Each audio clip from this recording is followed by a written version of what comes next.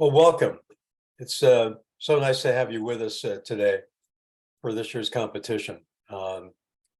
This is an opportunity for you to put all of your hard work, into a presentation and get the culmination of all that work. And we're looking forward to hearing your presentation today. First thing we're going to do is we're going to introduce the judges and the team members. It's important in the competition that either a judge or a team member not identify their university or their affiliation with LMU. This is a blind competition, and so we don't want anyone to feel that there's anything other than just a blind competition. So with that, let's start with the introduction of the judges. My name is Bill Murin. I'm a retired healthcare executive. I serve currently on 3 different boards, and I do some community service work. And this is my 6th year in the competition, 5th year as a senior judge. So it's a pleasure for me to be here. So let's go through the other judges. Just introduce yourselves. Christine. Hello, everybody. My name is Christine. I'm with CoreLogic. We're a data company. I have a history with operations, quality, production, pretty much the gamut, supply chain management, as well as client service manager. And I've worked for several lenders as well, but happy to be here. And this is my 3rd year coaching or judging. Deandra? Is Deandra here? Hi, sorry.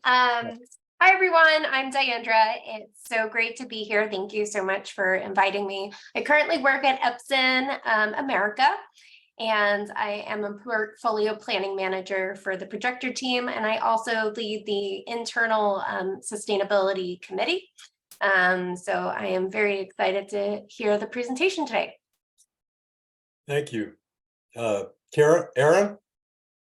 Hi there, Aaron Wilcox. I'm the owner and CEO of a convenience store chain as well as energy distribution, and I'm very excited to hear this and very excited for this this presentation. Thank you. Sylvia?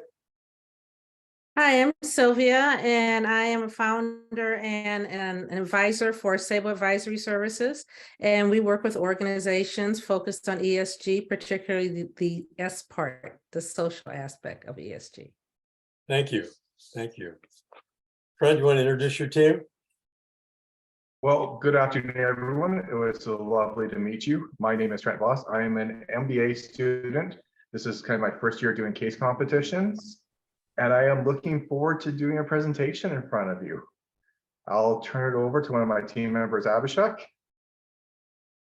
Hi, as well as Trent is, I'm also an MBA student at the University of Manitoba, and No mention of the university. No problem. That's all right. Keep going. oh, okay, yeah, sorry. So I'm an MBA student, and this is my 1st year of case competition as well. As you can see from my kind mistake right now. So apologies for that, and I pass it on to Serene. No problem. Welcome. Hi, I'm Serene Desmond. I'm an MBA student as well, wrapping it up. And so happy to be in this competition and to get your feedback so that we can learn and grow. Hi, my name is Xiaojie Chen, and I'm an MBA student, and this is my 2nd year. My concentration is finance and the leadership. It's a great pleasure to be here today, and I hope you enjoy our presentation. Right, and that is our team. We got everybody? Thank you. We're going to do opening comments, and then we'll begin shortly. In this part of the competition, you are taking on a fictional business identity and assigning a fictional business identity to the judges. So in reading through the summary that we were provided, we are the Delivery Hero Board of Directors, so we'll be acting in that role as we listen, and then we formulate questions afterwards. Please make sure everyone knows who you are as you begin the presentation. You will have 25 minutes to describe the legal, financial, and ethical dimensions of the problem and to recommend a solution that passes muster on all three counts. I will give you a 2-minute warning as we get close to the end of the 25-minute period. We will not exceed that 25 minutes. All teams must stay within that 25 minutes. During the presentation, you will be uninterrupted. No questions will come from the judges at all. You have a full 25 minutes to present. When you're finished, the judges will ask you questions for 10 to 15 minutes. During both the Q&A, both you and the judges will remain in character. So you'll remain as, in your role, will remain as members of the board. After the Q&A, we'll have the opportunity as judges to get outside of our role as board and give you any feedback that might be helpful to you as you go forward with the competition. So this is the first part of your competition. It's 25 minutes long. Relax. You put a lot of work into this. We're looking forward to your presentation, and we'll look forward to asking you some questions after you finish your presentation. So any questions from the judges or the participants before we get started? If not, I have a quick, ready and we will sorry, begin. Bill, I have a quick question. Sure. Bill, I have a quick question. So for the 2-minute warning, can you just explain how that would be given? I'll put 2 fingers up on my screen. So if you keep my screen up, I'll put 2 fingers up and that tells you you've got 2 minutes left. Okay, all right, Does that thank help? you. Okay. All right, Trent, whenever you're ready, you may begin. Good evening, I'm Serene Desmond, and I'm here with Windchill Consulting. I'm joined by my colleagues Trent, IBESCC, and Jalji, and we're honored to present our proposal to you, Delivery Hero Supervisory Board. Next slide, please.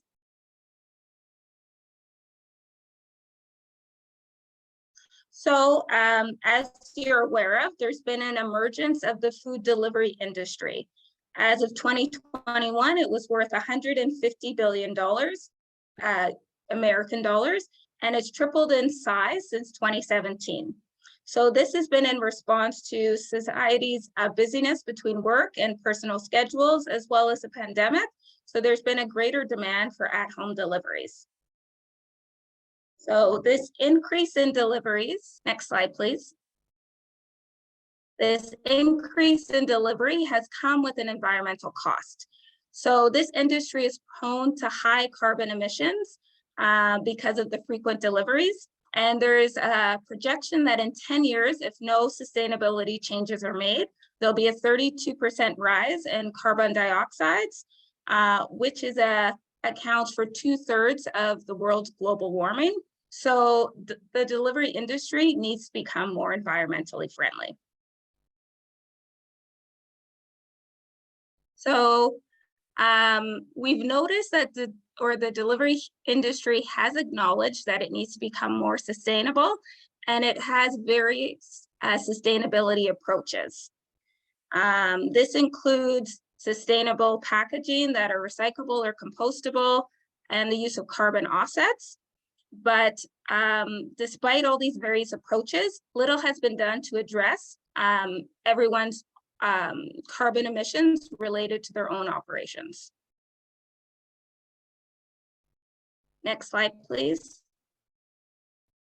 So it's important that any sustainability initiatives that your company has address the seriousness of climate change. So again, in the last 50 years, there's been a pronounced increase in global temperatures due to human activity, and most of that is contributed by carbon emissions. As you can see on the slide, there is several significant climate change consequences. And the important takeaway is that if society and businesses don't start acting more sustainably, there'll be irreversible damage to our environment, and this will increase the frequency and severity of the consequences noted.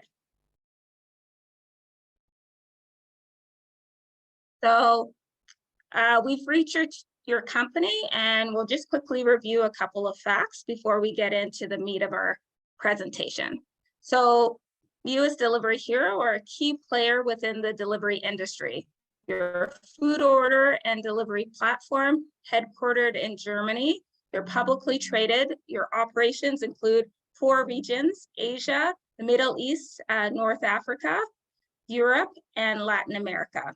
You have the top spot in 56 out of the 74 countries that you operate in.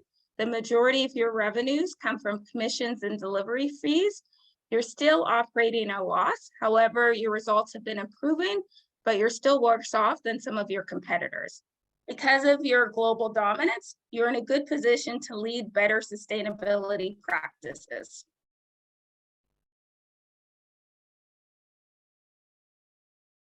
Next slide, please. All right, so you have extensive global operations that encompass 243 companies, and all of these brands noted. But this global scale of your operations can complicate the implementation of any sustainability initiatives. Next slide, please.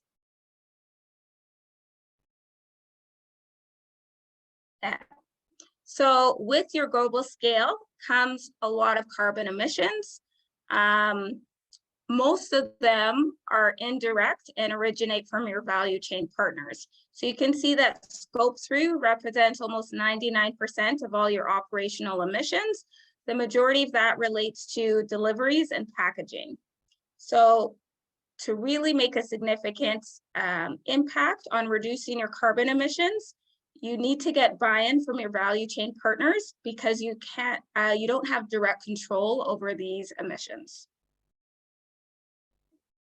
Next slide, please. We took a look at your current sustainability approach, and you have a focus on buying carbon offsets. You have been consulting with stakeholders and have started small test pilots, including sustainable packaging program based on compostable and biodegradable packaging, and you have a sustainable restaurant certification. From our perspective, it looks like you're delaying any significant emission reductions while you wait for a perfect solution based on your stakeholder consultations. Okay, we think this is the wrong approach. You need to start tackling your Scope 3 emissions.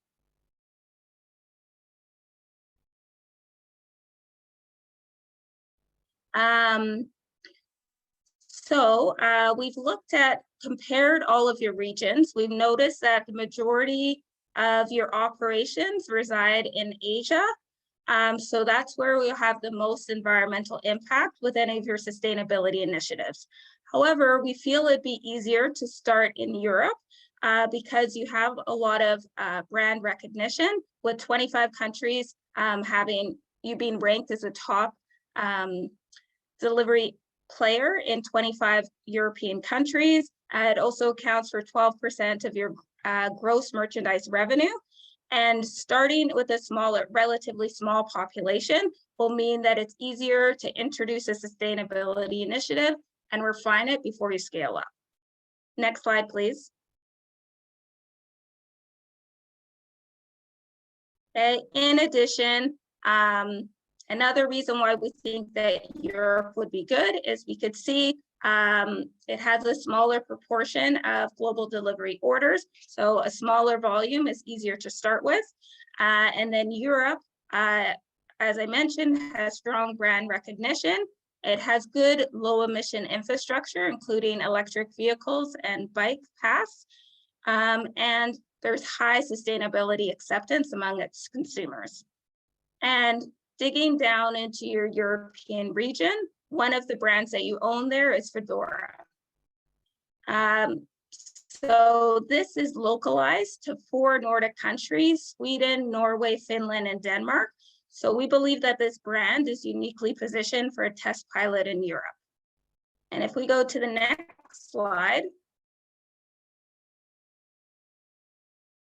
okay, we can see that these Nordic countries have among the highest electric vehicle uptake, high environmental protection rankings, high population densities in urban areas, and Nordic consumers care about the nature and are likely to recycle, compost, and reuse.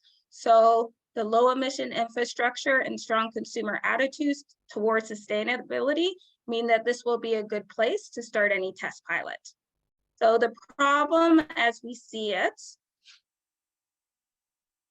we go to the next slide, is that Delivery Hero's sustainability approach of using carbon offsets to claim carbon neutrality doesn't meet United Nations Sustainable Development Goal number 13, take urgent action to combat climate change and its impacts. And we believe that this is unethical. So IBESCC is going to explain why we feel this approach has legal, ethical, and business issues.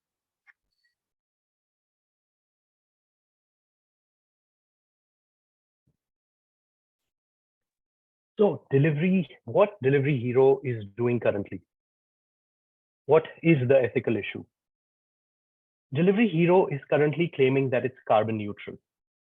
In 2021, it said that it took the first step in Europe and becoming carbon neutral globally. In 2020, it said that its operations have become carbon neutral in Latin America. Both carbon neutral claims came as a result of carbon offsets, which was never clearly defined. No clear communication as to how carbon neutrality was achieved. Next slide, please. Inaccurate and unclear communication leads to negative publicity for Delivery Hero. The 2020 Delivery Hero Latin operations said that they have become carbon neutral, whereas further scrutiny into the project showcased that the carbon neutrality was claimed by putting money into carbon offsets, which was actually putting money into projects in Peru, wherein a lot of companies had put in their invested capital into the same project, leading to no additional greenhouse gas reduction. False claims could harm the company image. This is about the claims. Even if the claims are right, even if the carbon offsets have been said and have been portrayed to the public, are they ethical? Is Delivery Hero acting responsibly? Delivery Hero's long-term goals are to create a more sustainable restaurant and delivery ecosystem. The current operations are not addressing this at all. There is a need to reduce carbon footprint and greenhouse gas emissions in your own operations rather than investing in other projects, other companies' projects. Carbon offsets should be a last resort. By purchasing or by investing in carbon offsets, are you acting fairly? Delivery Hero sustainability projects do not impact the same area of your current operations. Your operations might be in Europe, might be in Middle East, but the impact of the greenhouse gas emissions is happening in Latin America. There is a need for tangible internal operations at the place of your working to achieve your long-term sustainability goal. Next slide, please.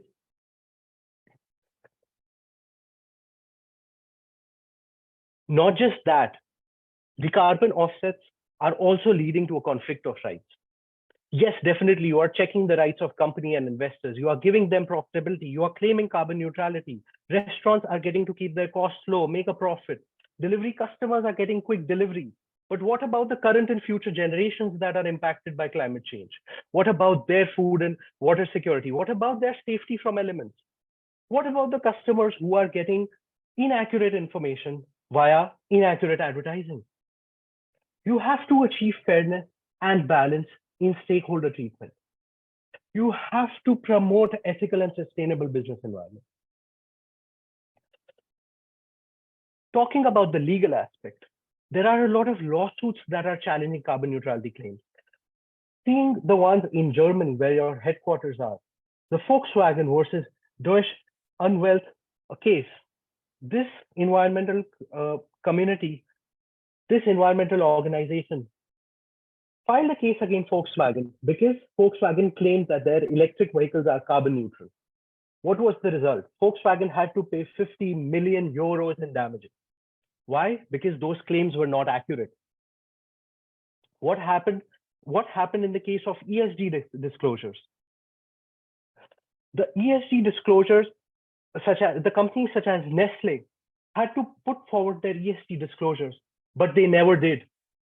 And therefore, now they are subject to the Swiss Code of Obligations, wherein it's mandatory for them to put forward their ESG practices in annual reports. Therefore, from now, we recommend that Delivery Hero must keep their communications accurate and transparent to mitigate the risk of external as well as internal losses. Next slide, please.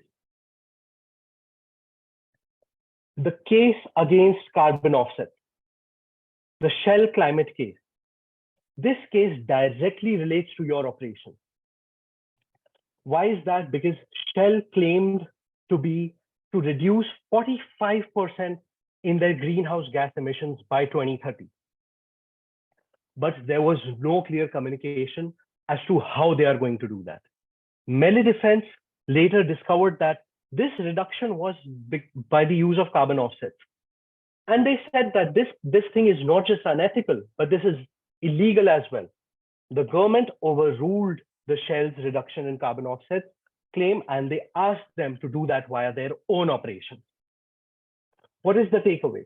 The takeaway is that Delivery Hero 2 is at a risk of legal claims. Your tagline says that you are heroes because you care. What we recommend is, next slide, please.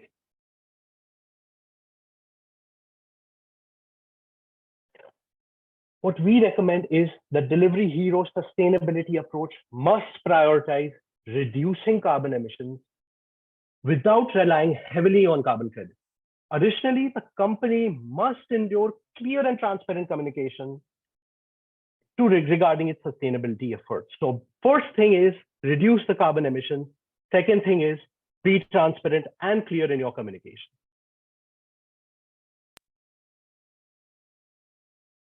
So with all that information, let's take a deeper dive into your operation to see what's going on. So we're going to first start with deliveries, operations, and the issues. There's a whole bunch of factors that are kind of outside your control or part of your key part of your business. But one of the issues we want to focus on is that your riders or the people who are making the deliveries have the ability to deliver on foot, bike, scooter, or car. And whenever they're choosing something with an internal combustion engine, they're producing CO2 emissions that are contributing to global warming. So therefore, any solution that we put forward to you must reduce CO2 emissions in order to create a meaningful impact. At the same time, when we look at the actual logistics of deliveries, it's the restaurants that are responsible for packaging the goods. Now, these packaging represents a significant cost of their sales at 3 to 4%. At the same time, it's contributing a vast amount to CO2 emissions and again to the global warming. So what happens is that we need to work with restaurants in order to make a change. And you got to realize that the packaging is expensive and that sustainable packaging is even more expensive. So anything that has to be done has to become affordable and have a low carbon footprint in order to make it an impact on the actual logistics of the delivery. Now, as we take a look through the marketing campaign, as we talked about, we have these carbon neutral claims, we have these carbon offsets, we have communication channels with Facebook, in-app messages, email, blogs. And when we look at the issues with it, it's all around the actual advertising message. There's no problem with the communication channels, but the ethical and legal issues with the misleading advertising is putting Delivery Hero at risk with the operations. So any marketing strategy has to be honest and accountable, again, in order to make an impact. Now, how do we solve this? Delivery Hero, you're number 1 in 56 countries. We want you to not just retain that position, but to increase it. And because of your vast stature and prominence throughout the world, it leaves you in a unique position to actually make the difference. So our strategy is called Green Deliveries, and it's all about building a last mile green delivery ecosystem, leveraging both new and your current partnerships. There's 3 pillars associated with it. A new delivery policy. supporting the restaurants, without them you're nothing, and promoting green. And we'll get into those pillars a little bit more in the next few slides. So the new delivery policy, we want all deliveries to be done with either human power or electric vehicles for our 1-year test period with Foodora, followed by a complete expansion to the rest of the company and the globe by 2033. This is going to involve some partnership with electric vehicle ride shares, and it's also going to involve some application updates. But this is key in order to actually impact those scope 3 and indirect emissions and to make that difference that we all care about. So we're recommending a pilot with several European cities. As we talked about, there's Foodora. They're operating in 4 Nordic countries, and all those major cities are all united under one brand. And Nordic countries have a supportive atmosphere with vehicle infrastructure and people in order to make this a possibility. And then we're looking for a complete expansion by 2033 with factors affecting those rollouts, such as the number of brands you have. It takes time to update all those apps, the number of locations, supporting EV infrastructure, rider engagement, and community engagement. Now, not all riders are going to own electric vehicles. We realize that, but there's an opportunity to partner with these existing vehicle share vendors to provide access. So create a strategic partnership to offer discount rides on e-bikes, e-scooters, and e-vehicles in order to make it so that delivery is a universal accessibility right. Supporting restaurants. Those small mom and pop restaurants and the small medium restaurants, we all saw a struggle during COVID. Business was down, financials are tight, and they want to make a change, but they can't because the money is that tight. So we want to do sustainable packaging and leveraging group partnerships to make this happen. So sustainable packaging, take your current plan, roll it out through the rest of Europe. Make sure this packaging gets offered at cost to the restaurant. You're making money through the deliveries and through your advertising. This packaging is part of your sustainability approach. And then mandate all restaurants to have sustainable packaging by 2028. At the same time, we realize that with a partnership, it's not just about what they do for you, but what we can also help them out. So 500,000 plus restaurants are on your platform. That's a lot more buying power than one restaurant. So it gives you the ability to go group on cleaning material, napkins, plastics, and help them get group discounts and significantly save their cost by up to 40%, which will help make a financial difference. Our final bit is promoting green. We got to get rid of this carbon neutrality claim. We instead want to do green deliveries, the new way to deliver. Put messages on your app that says green deliveries is here, and make sure people know that when they get stuff through green deliveries, it is coming from a low carbon or no carbon source. Therefore, they're helping to protect the planet and produce better. Next slide, please. Thank you, Chen. With the green delivery strategy, 431 million euros of net present value would be created in pilot markets by the Foodora platform. The implementation cost would be 14 million euros, including 4 million euros of capital costs and 10 million euros of operating expenses. On the other hand, the green delivery strategy could create a better perception of customer for Foodora. We estimate that in the next 5 years, due to the green delivery strategy, the incremental orders on the Foodora platform would reach to 9.2 million. Next slide, please.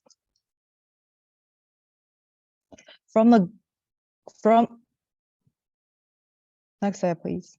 From a global perspective, we plan to launch a green delivery strategy in the rest of the European markets in 2025, Asian markets in 2026 and 2027, and Middle East, North America, and Latin America in 2028. The total implementation cost would be 374 million euros, about 55% of which could be funded by the money saved from carbon offset projects due to the adoption of the green delivery strategy.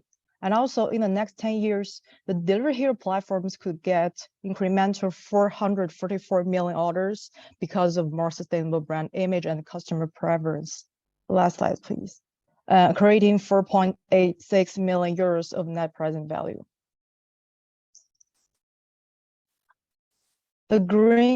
The green delivery strategy will not only benefit Delivery Hero financially, but it will also make positive environmental impact.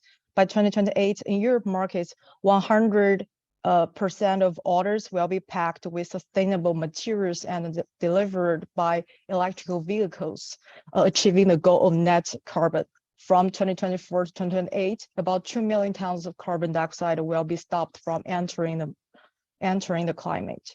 By 2033, Delivery Hero will achieve 100% green delivery in other markets, Asia, Middle East, North America, and Latin America. As you can see in the slides, in the next 10 years, with the adoption, last slide, please. With the adoption and expansion of green delivery strategy, the greenhouse gas emissions are reduced gradually. Next slide, please. The global environmental impacts of green delivery strategy in the next 10 years are impressive. 70.5 million tons of carbon dioxide will not be introduced into the climate. Landfill of more than 57 billion takeout containers will be avoided. 125.8 million kilometer delivery distance will be completed by environmentally friendly vehicles. All of these positive impacts makes green delivery strategy a responsible and a sustainable environmental approach, promoting the business ethics of Delivery Hero. With the impressive environmental impacts, the green delivery strategy could help Delivery Hero respond to the United Nations SDG 13, take urgent action to combat climate change and impacts. Next slide, please.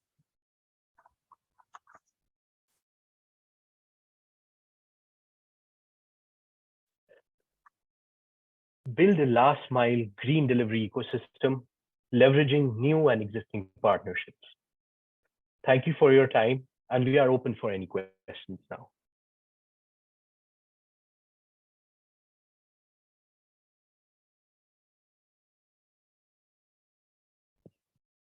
Thank you very much. Board will have a chance to ask you some questions now, and I will ask the first question if I may.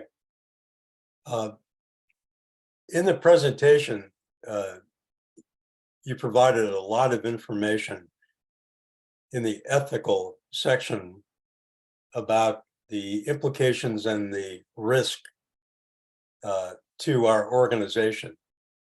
And as a board, that's concerning to us that, number one, we may be out of compliance now or not be truthful.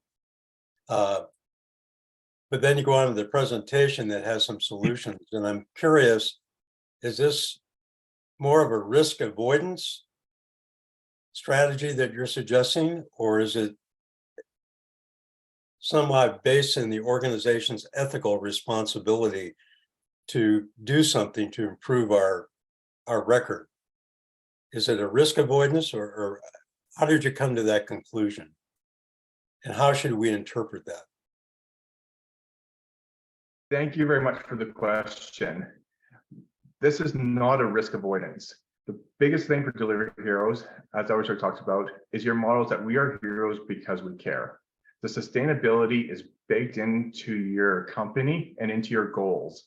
And I think that the goal for this is to be an environmental steward. When you just recently submitted your CDP submission, you got a B ranking, which means that you are doing good, but you're not a leader. This strategy of going to the actual electric vehicles will take you to that leadership role and promote the company as the #1 green delivery thing throughout the world.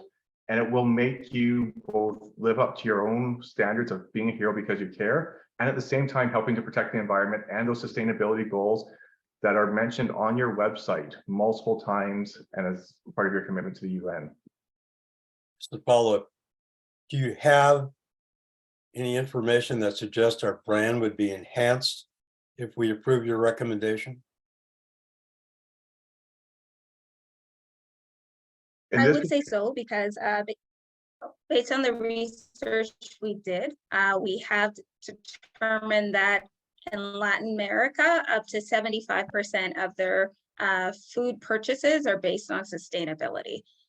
Europe has a strong purchase purchase correlation with sustainability as well. And Asia, the Middle East, and North Africa are increasing as well as their sustainability preferences from consumers are actually more and more starting to influence their purchases. So we believe that this strategy would not only help to avoid the risks that we talked about, but we believe your company is trying to do good and has that environmental vision and focus. We just feel that you're being bogged down by all of the scale of your operations. So we just want to walk you through a plan that is achievable in the short term, medium term, and long term. Thank you. All right, we'll have the judges the opportunity to ask any questions. Christine, can you want to go first? Yes, and as a acting board member of bills, I think I'm a little bit more sensitive in the group because I was listening to the presentation, and I think we were called losers, unethical, liars, and unfair in the beginning.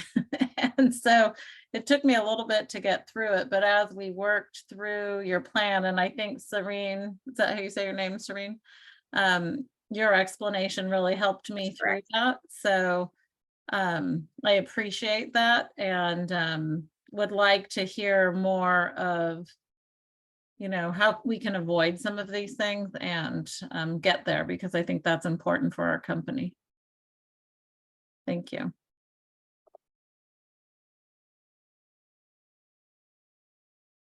All right.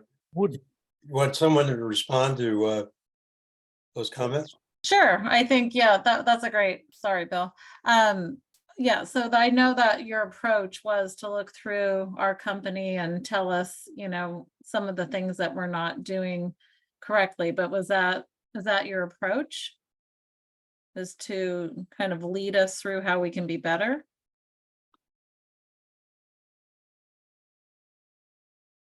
I don't know who would want to answer that. Sorry, it looks like Abhishek. Sorry, there seems to be a fair bit of lag today. So Abhishek looks like he's right, and I'll let him answer that. Thank you. So yes, thank you, Trent, for clarifying that.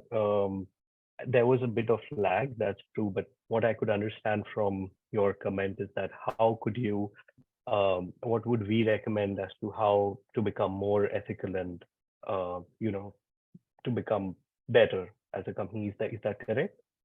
It was more of, I think that you talked about the negativity of our company.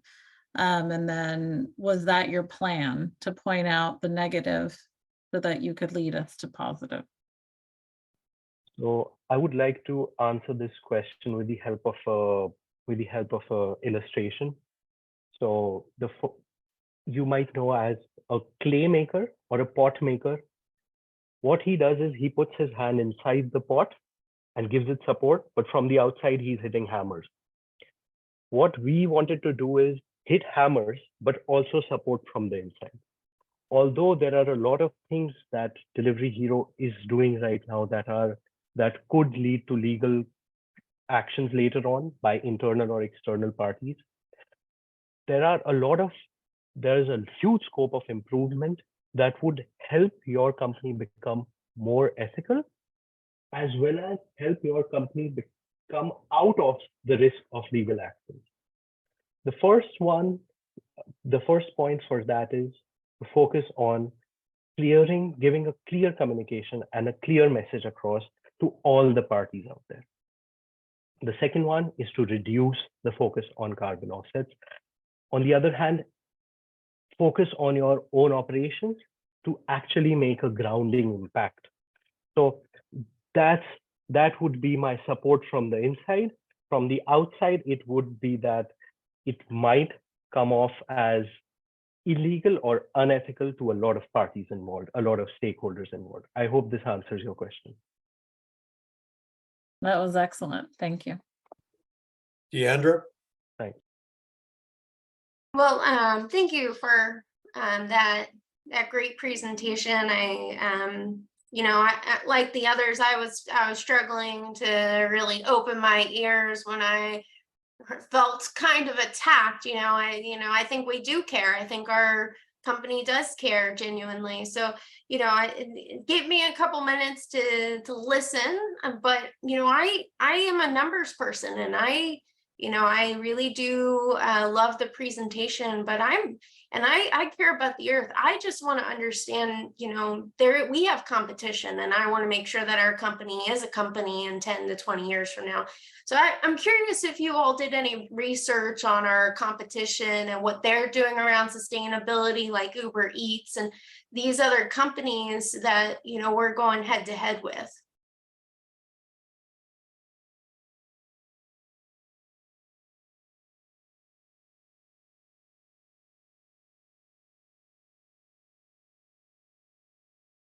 Yes, we did. Serene actually put together our analysis. Let's give her a quick second to unmute with the lag, and I'll share my screen with that information here for you. Perfect. Thank you so much, Trent. Yes, thank you for that question. So if we go to slide 4. So basically, if we compare what major global competitors are doing, so Just Eats is focusing on no plastics, looking at bioplastics, avoiding harmful chemicals, using recyclable or compostable materials, and packaging that's safe for food content. Gojek has been doing ESG auditing through PwC Indonesia. It's recording its scope 1, 2, and 3 emissions and waste. It's trying to reduce plastic waste through forcing their customers to pay for cutlery. It has pilot projects for plastic waste collection, and it has a 2030 goal of 100% electric vehicles. And then Grab, in the short term, they're looking at 100% renewable energy for its corporate offices, options for consumers to offset carbon footprint that's matched by the company for up to 3 million rides. Medium term, up to 2030, they're looking at becoming net zero carbon for its operations that are occupied and directly controlled. And in the long term, 2040, they're looking at becoming carbon neutral. The pursuit is 100% electric vehicles and hybrids, and continuing to decrease our emissions. And anything remaining would be offset with carbon projects. And Deliveroo would be, they're currently going through a sustainability review and looking at collecting scope 1 and 2 emissions, and plan to decrease direct emissions and support partners and customers in doing the same, but nothing specific provided publicly. And then Uber, they're using LEED certified headquarters and multiple global offices. And by 2040, they want 100% of the rides to either be done through electric vehicle, public transportation, or micromobility. And they have a focus on renewable energy. That answer your question? It does. And thank you. I apologize if I missed it in the presentation. I'm curious to know, what do you think would be our biggest competitor out of all the people that you did research around? I would say, in terms of actual concrete plans that are published, I would say Grab with their sustainability approach. If we're looking at, just give me 1 second.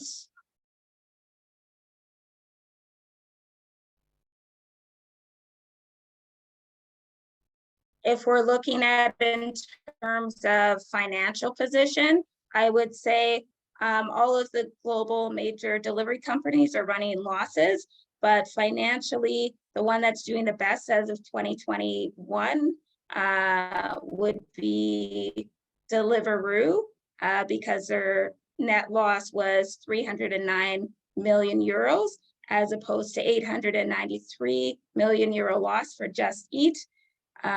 Uber was at a 436 million euro loss, and then Grab had a larger net loss of 3.03 billion euros.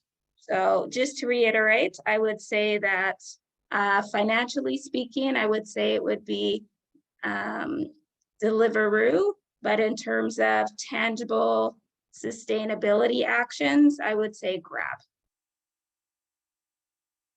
Wonderful. Thank you very much. Aaron? Yeah, thank you. I thought it was a great presentation. It really helps us navigate into the future, as you guys have shown. Other companies are migrating this way, and calling out what we're doing as well as what the opportunities are. My big concern is how we get our partners on board. We rely on them, the restaurants as well as the delivery agents, to make this business, and being easy to work with and being that partner that is easy to do business with is kind of the core of our success. So when we're talking about restaurants and sourcing materials, that's almost like a new line of business of us providing materials into the restaurant. So that's a concern to me of how we provide that. And I think you said free of cost or passing cost on. So that's, we're already losing money, as you pointed out. So to provide something free of cost is a little concerning to me, as well as now we're asking the drivers to get new vehicles or partner with new sources. And, that's going to be a challenge for them. And I'm worried we're going to lose them to the competition. And there was a call out for the 5% increase in cost. So just all that packaged together, I'm just really concerned how we're going to keep our partners happy and on board with this. And it seems like it opens up a huge opportunity for our competitors to sneak in and steal our market share. The last point is a smaller point I want to make out. I have a hard time figuring out how bikes would work well in the Nordic countries. I think that would be pretty darn difficult half the year to get products to the customers with the weather in the Nordic countries. So just curious how we keep our partners happy and on board with those changes you're recommending. Thank you very much for the question. There's a lot there, so I'm going to try to unpack it bit by bit if we can, just for a quick second. So the first I want to tackle is the restaurants.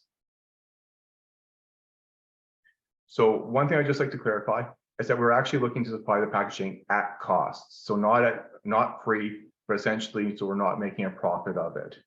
This is something that you're already undertaking with your sustainable packaging. You've already rolled it out to 8 different regions, and we want to see it continue to roll out. And it's actually part of your key ESG reporting in your 2021 financial reporting. So that we feel is already on the way. We just wanted to expand it and to move it out. And by doing it at cost with the minor fees for transactional handling costs, it should allow you to keep it revenue neutral. In terms of actually then for the rest of the restaurants, we look at it that we know COVID has been tough and it's actually made a lot of them downsize or made life difficult.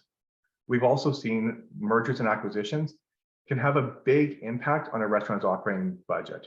So we recently saw one restaurant up in Canada where when it partnered or when it got acquired by another one, something as simple as dish soap, they're able to save a 40% cost on that dish soap.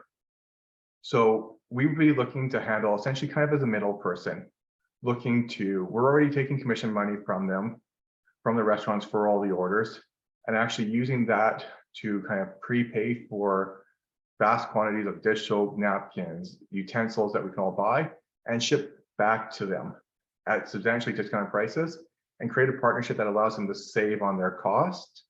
And we look at it that when you form that symbiotic relationship with the lower cost, they're more likely to retain with us and stay with us or stay with you for the long term for the goals. I would then, looks like Serena would like to add something to it, and then we'll go back to the gig economy. Okay. I was just suggesting if we go to slide 65, Jiaoji might be able to walk us through the risks and mitigation that we went through.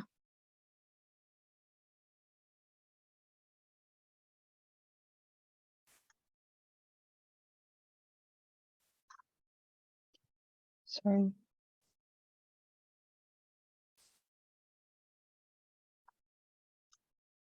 Could you share the screen, Chen?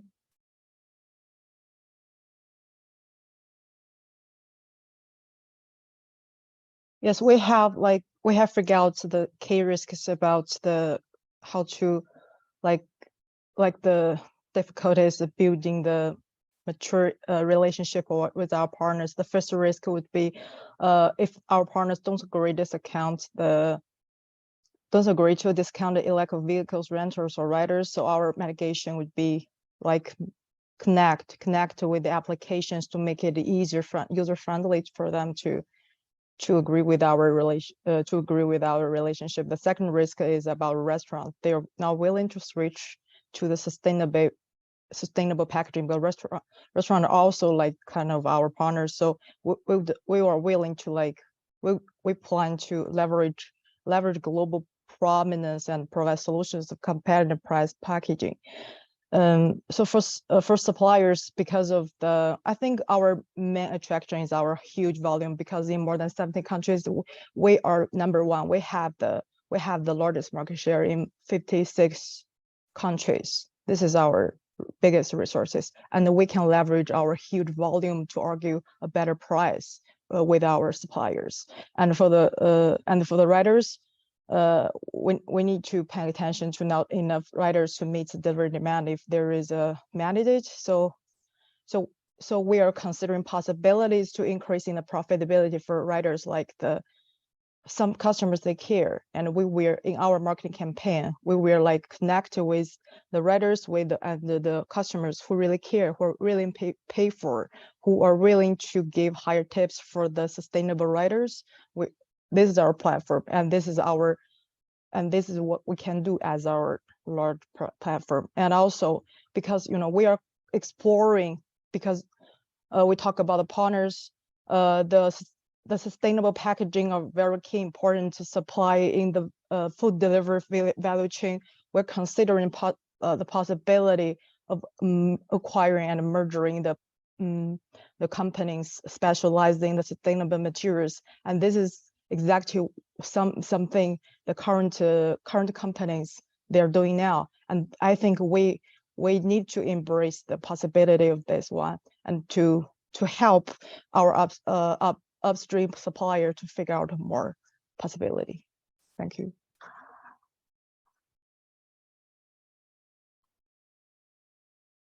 Thank you for that. Sylvia?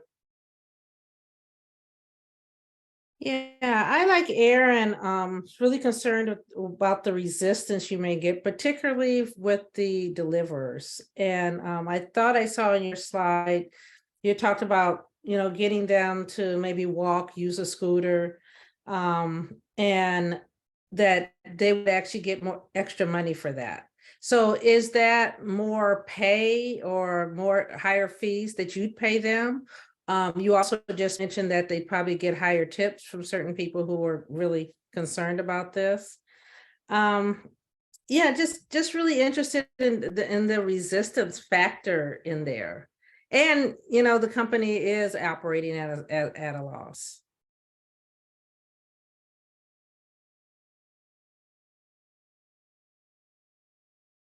Thank you very much for the question. And we agree with you quite a bit about the concern for the drivers and for our riders for it. One of the interesting things we saw that Aaron actually brought up too is that you would think the Nordic countries, you think people aren't biking. The actual thing is that with Fedora, we are seeing large rider implementation. And that's one of the big things that Delivery Hero is known for, is for the number of people that are actually kind of out riding their bike. Their average stats for an average delivery, it's about 2.2 kilometers, and we're delivering in under 28 minutes of time for the average delivery. So at 2.2K, that's not a lot. That's about 1.5 miles. That's not a lot of time for actually getting in your vehicle, making a drive. So the more mobile transportation are actually the winners at this point, because you're able to get on and off, you're able to get through the routes, you're able to get through the traffic. And that's where we're seeing the people with the bikes, with the e-bikes, they're taking it up. And we are seeing in some areas, people are doing walking for short deliveries between locations. So it's already being done. We just want to help encourage it and help make it so that everyone has those options for the biking or has access to a level playing field. Okay, thanks. And can I ask you about the communication? Because we started off this discussion about the way we've communicated, our carbon imprint. How is that going to evolve as we're doing this? Like, what are your thoughts around that? Aside from saying, oh, we were wrong, or we weren't clear or transparent. Just, do you have any thoughts around how that would evolve? I can start to answer that, and Trent might have a few things to add, but basically, instead of promoting that you're carbon neutral from using carbon offsets, we're going to be looking at showcasing the tangible reductions that we've made to our operations. So over time, we can clearly show in this region, this is what we've been able to reduce, as well as when somebody receives a delivery, they'd be notified if it's being received with an environmentally sustainable packaging, as well as with a low emission or no emission vehicle. And Trent, if you'd like to add anything to that. Yeah, and thanks, Serene. So as Serene actually talked about in our start for it, the current sustainability approach was to measure, focus on carbon offsets, and then reduce with our step 3. So what we're proposing is that we essentially drop step 2, the focus on the carbon offsets, out of the communication and just announce that we're moving on to step 3 of our communication plan, actually reducing our carbon emissions and becoming that stakeholder that we need for the world engagement.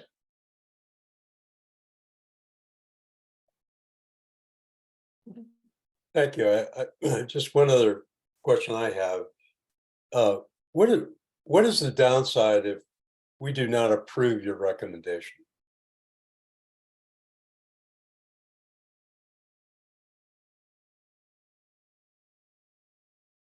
The downsides, thank you for your question. And there is, I would like to answer this question by saying that there is no one downside of not approving this recommendation. There could be multiple downsides, and this depends on a spectrum. The downside could begin from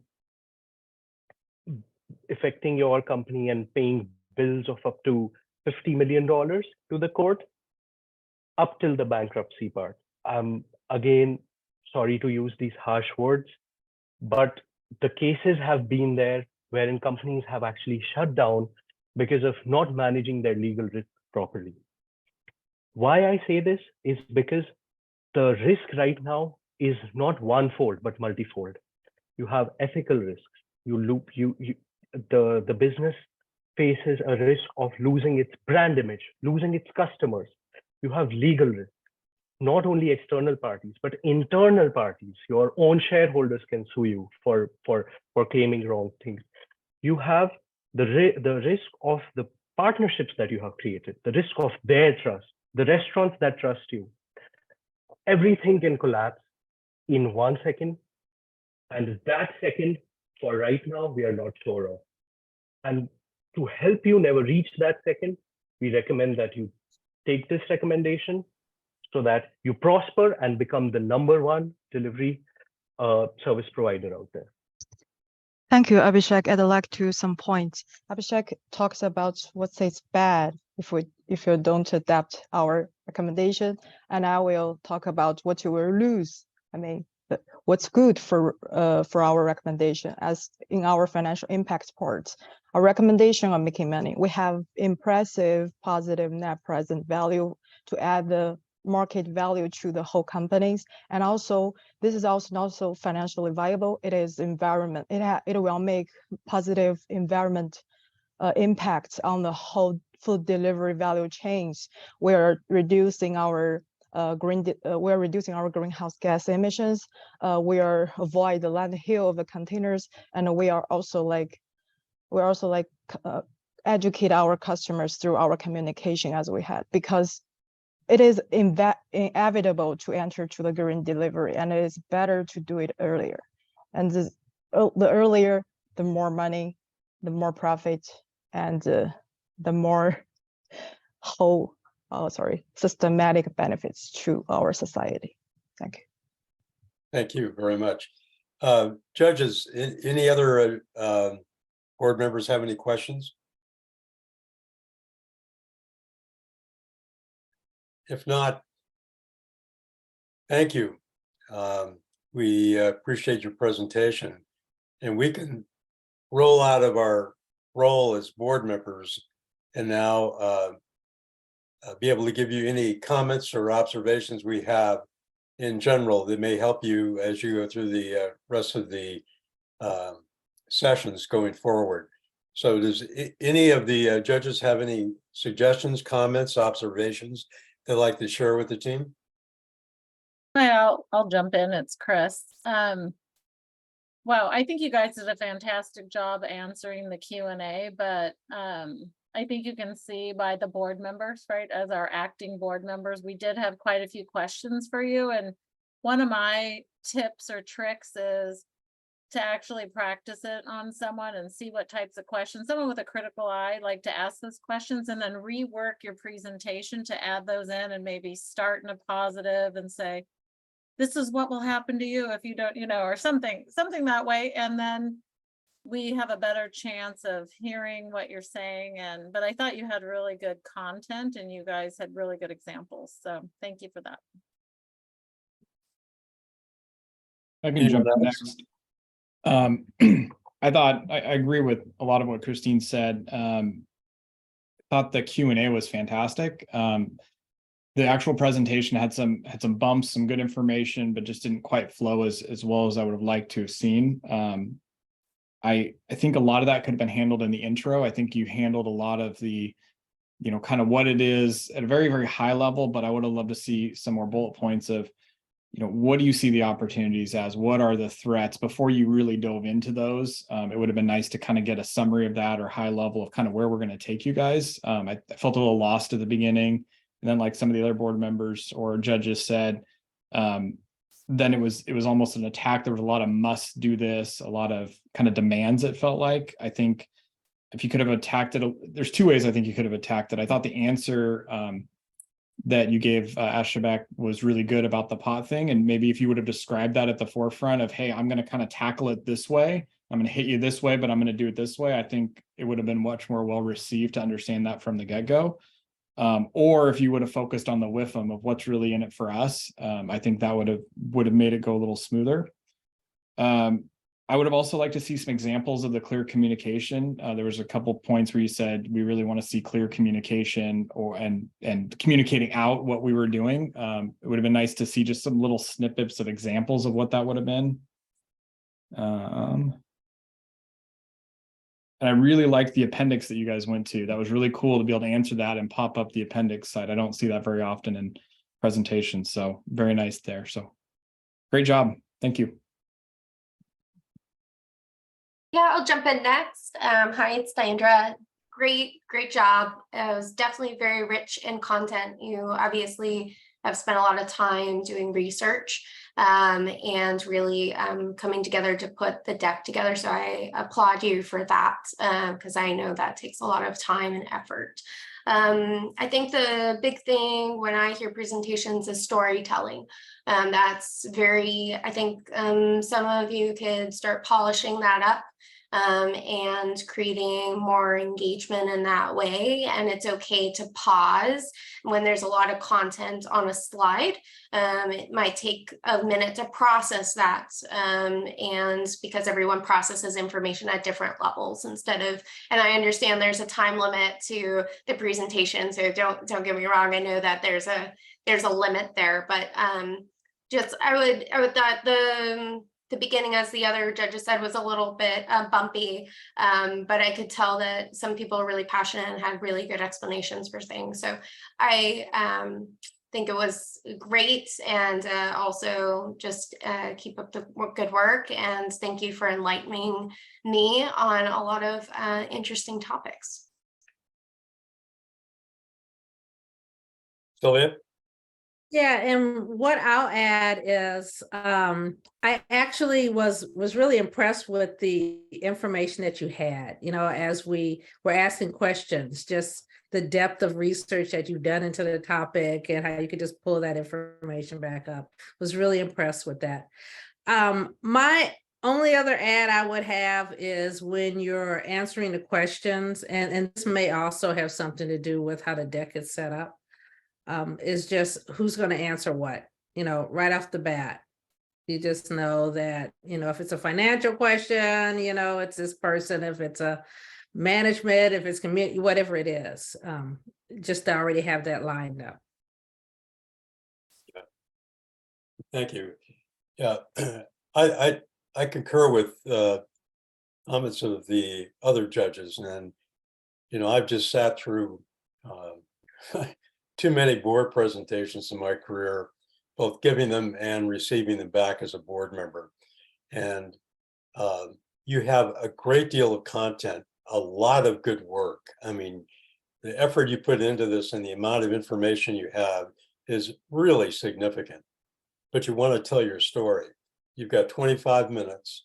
You want to get to it quickly, and you want to tell the story about where you begin, where you end, what the upside is, what the downside is, and get to it quickly, because that captures, the members of a board. And the board is different from an executive team. The board has fiduciary responsibility. They come from different places, and you got to capture them and bring them in very quickly and then get to the point. So as you think about the next phase of this, as you go into the 10-minute and 90-second, you want to keep in mind that you've got a great story to tell. I mean, I learned a great deal.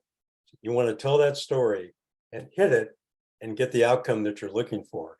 Because overall, I mean, you guys did a great job. I mean, this is great information, a lot of hard work, and you want to make sure you get the benefit of all that hard work as you make a presentation to a board. But thank you so much for all your hard work. We appreciate it, and we wish you the very best as you continue on with the competition. I want to thank the judges today for their time and that they spent, and their great comments, observations, and questions. And unless you have any other questions, judges or members of the team, we'll adjourn. Anyone have any questions? Anything we can help you with? Yes. I would just actually like to say thank you very much for your time. It's been an honor to present to you on this lovely day. We thank you for the comments. There's some good information here, and I hope you all have a wonderful evening for what's left of your time. Thank you very much, and good luck in the rest of the competition.